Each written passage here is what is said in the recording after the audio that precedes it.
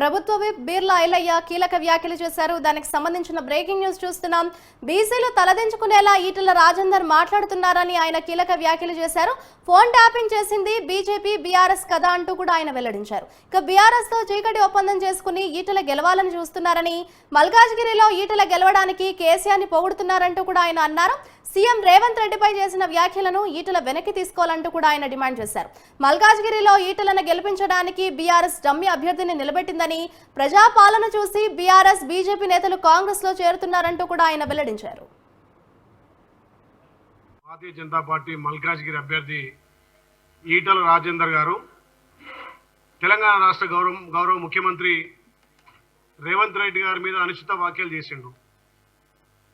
ఉద్యమకారుడు అంటాడు, బీసీల ముద్దుబిడ్డ అంటాడు, ప్రజాస్వామ్యాన్ని కాపాడిన వ్యక్తి అంటాడు.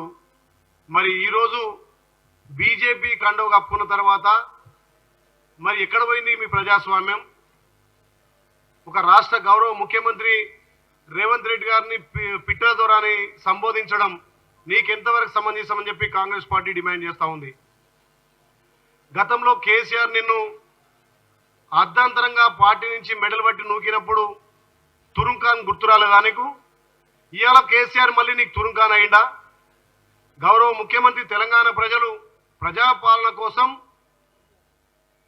మెజార్టీ ఇచ్చి గెలిపిస్తే రేవంత్ రెడ్డి గారిని అనుచిత వ్యాఖ్యలు చేసి మీరు ఉచిత హామీలు ఇచ్చిరని చెప్పి, మీరు ప్రజాస్వామ్యాన్ని కూని చేస్తారని చెప్పి, ఏదైతే గత పాలకులు పట్టిన గతి మీకే పడుతుందని చెప్పి శాపనార్థులు పెడుతున్నటువంటి ఈటెల రాజేందర్ గారు గతంలో గౌరవ కేసీఆర్ మాజీ ముఖ్యమంత్రి కేసీఆర్ మరి రుణమాఫీ చేయనప్పుడు ఎక్కడ పోయింది?